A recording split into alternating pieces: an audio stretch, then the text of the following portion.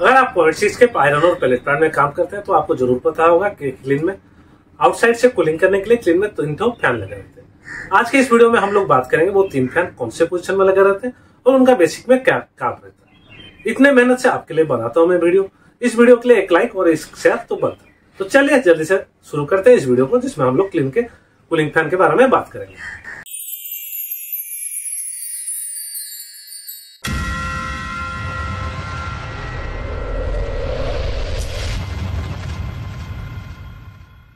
सबसे पहले rotary clean में 3 तरह के फैन लगे रहते हैं।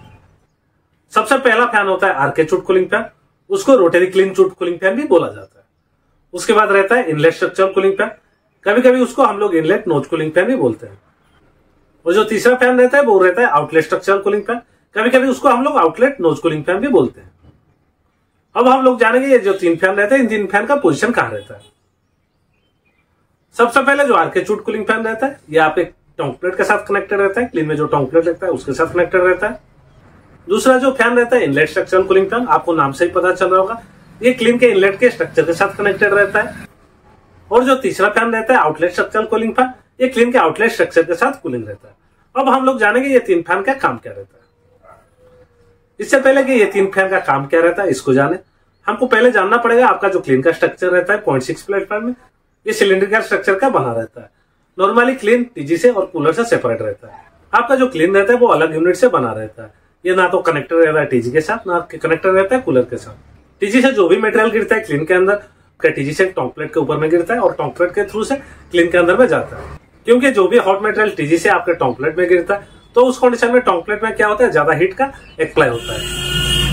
और टीजी से आपके क्लीन में मटेरियल टॉन्क प्लेट में गिरता है, इसके वजह से भी आपका जो भी ज्यादा डस्ट रहता है वो ज्यादा डस्ट जनरेट होता है टॉन्क प्लेट के पास। क्योंकि टॉन्क प्लेट के ऊपर में ज्यादा हीट अप्लाई होता है, उस कंडीशन में टॉन्क प्लेट को प्रॉपर कूलिंग होना चाहिए। लेकिन रनिंग प्लांट में ये पॉसिबल ही नहीं है कि आप अपने क्लीन के इनसाइड टॉन्क प्लेट को कूलिंग कर पाए। इसलिए क्लीन को जो टॉन्क प्लेट रहता है उसको आउटसाइड से आपको कूलिंग करना पड़ता है। इसलिए क्लीन का बैक साइड से आपका जो क्लीन का आर्के चूट कूलिंग फैन रहता है वो कनेक्टेड रहता है। जो उस कंडीशन में जो आर्के चूट कूलिंग फैन रहता है वो कंटिन्यूअसली आपका जो टॉन्क प्लेट रहता है उसको प्रॉपर कूल करता है। उसके बाद 2 फैन बचा है, एक इनलेट स्ट्रक्चर कूलिंग फैन, एक आउटलेट स्ट्रक्चर कूलिंग। क्योंकि क्लीन का स्ट्रक्चर एक सिलिंड्रिकल स्ट्रक्चर रहता है और कंटिन्यूअसली मूविंग करता है, तो क्लीन के इनलेट और आउटलेट में कुछ गैप रहता है।